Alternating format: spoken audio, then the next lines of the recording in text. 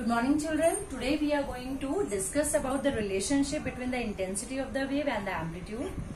Moreover, we are going to discuss about the conditions of constructive and destructive interference. In our previous lecture, we have already studied about the constructive and destructive interference, and we have studied about the amplitude of the resultant wave. If you remember, we have taken two waves y1 and y2 having amplitudes a1 and a2, right? So proceeding the same derivation for the conditions, let us assume that the amplitude, there we have taken r, here we have denoted by a. So we have taken it, a square was a1 square plus a2 square plus 2a1 a2 cos phi, where a1 is the amplitude of the first wave, a2 is the amplitude of the second wave, and phi is the constant phase difference between the two waves. So whatever brightness the wave is having, it has been experienced, it has been observed experimentally that the intensity of the wave depends on the amplitude of the wave. So the intensity is directly proportional to the square of the amplitude. So looking at this expression, we may write I is proportional to a square, right? Or I is equals to, removing this sign, k a square. Similarly, for the first wave, I1 will be k a1 square and I2 will be k a2 square, right? Now, if we look at this equation and multiply the whole equation by k is a constant, so it becomes, this becomes k a square is equals to k a1 square plus k a2 square plus 2 k a1 a2 cos phi, multiplying by k on both the sides. So we can write it as k a1 square plus k a2 square plus, breaking up this k into 2 root k a1 and root k a2 cos phi. If we look at this and this, right? So what will be the value of a1 here? a1 square will be I1 by k. So a1 will be I1 by root k. So a1 square is equals to I1 by k and a2 square is equals to I2 by k. Suppose we want to find a1, then the whole comes in the root. Similarly, if we want to find a2, the whole thing comes in the root.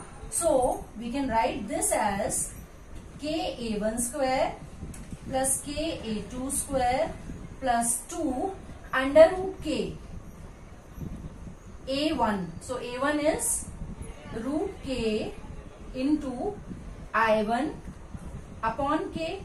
Similarly, root k into, what is a2? I2 upon k cos phi. Is that clear? So this and this is the same thing. So can we not write this equation as I, because k a1 square is I. This is I1. This is I2. This is only under root I1. This is only under root I2 cos phi. Children, this expression is very, very important for the numericals. In numericals, they may give you the intensity of the first wave, the intensity of the second wave, and the phase angle between them. And they may ask you to find the resultant intensity of the wave, right? I hope you understood this topic. Now we will proceed to the conditions of constructive and destructive interference. You may copy this equation in your note.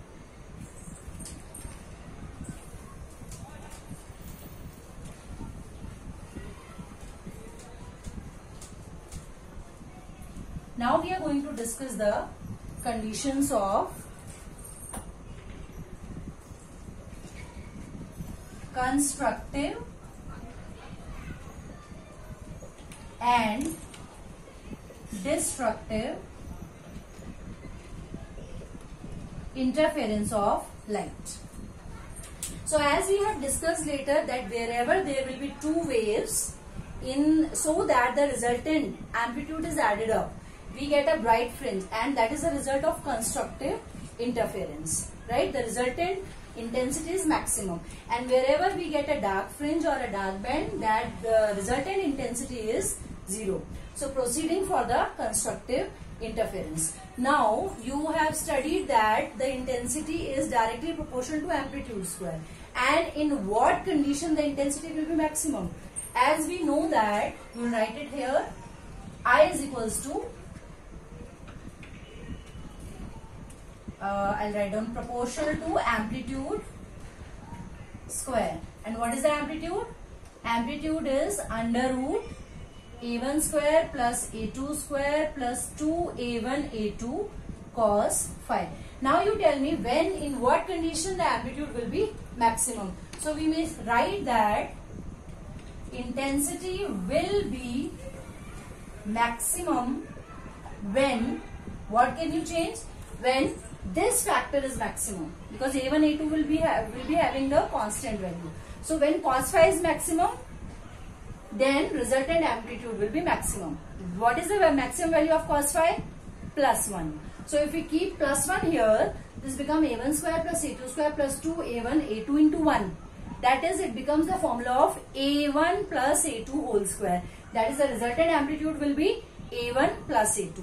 So it will be maximum when cos phi is maximum. And what is the maximum value? Plus 1. Right? So we may write, when is the value of phi maximum? Sorry, cos maximum. So it is maximum when it is 0. As we know, cos 0 is 1 or 2 pi or 4 pi or 6 pi and so on, where n starts from 0, 1, 2 and so on. Right? Similarly, we can write phi is equals to 2n pi. That is, phi is the integral multiple of, even integral multiple of pi. What is phi? Phase difference. Now, if you remember 11th standard waves chapter, you have studied in waves chapter that whenever we need to find the path difference is given by phase difference into lambda upon 2 pi. This is the formula that we have already studied in 11th. Phase difference is equals to lambda upon 2 pi into phase, this is path. Path difference is equals to lambda by 2 pi into phase difference. Right? What is lambda upon 2 pi? If you remember 11th standard ka, this is called as propagation constant. So the phase difference is always given by lambda by 2 pi into phase difference. What is this? This is phase difference. Now putting this value, path difference, let us denote it by delta p, is lambda upon 2 pi into 2n pi. Pi get cancelled out and n get cancelled out. So what is the path difference for the constructive interference? Path difference should be, I'll write down it again, 2n. So 2 get cancelled out. What is n into lambda. So how you define? For constructive interference, for getting a bright fringe, the path difference should be integral multiple of the wavelength. Right? Similarly, proceeding for the destructive interference. Right? So when is this amplitude minimum? When cos phi is minimum. And what is the minimum value of cos phi? So we may write intensity is minimum when cos phi is minimum. That is equals to -1. So in what condition cos phi is minimum? That is -1. Cos 180 degree. Then we may write it as pi, 3 pi, 5 pi and so on. Right? So cos phi is equals to -1, which is the minimum value when phi is pi, 3 pi, 5 pi and so on. Where phi can be written as 2n minus 1 into pi. Where n starts from 0 or 1? Yes, it starts from 1. Minimum value of n has to be 1. Right? So it becomes pi. Put n as 2. 3 pi, put n is 3, 5 pi and so on. So here the value of n starts from 0, but here the value of n starts from 1, 2, 3 and so on. Right? So this is the phase difference. Now as we know, path difference is lambda upon 2 pi into phase difference. So path difference is lambda upon 2 pi into phase difference. Proceeding, we may write delta p is equals to lambda upon 2 pi into 2n minus 1, which will give the odd integral multiple into pi, right? So this pi get cancelled out. So what is the phase difference? Phase difference is 2n minus 1 lambda by 2. So how you can recall? How you can remember it? You may remember that for the destructive interference, path difference is equals to odd integral multiple of half of wavelength. Here it is integral multiple of wavelength, but here it is in the odd integral multiple of half of wavelength, where n starts from 1, 2, 3. Right? So these are the conditions for constructive and destructive.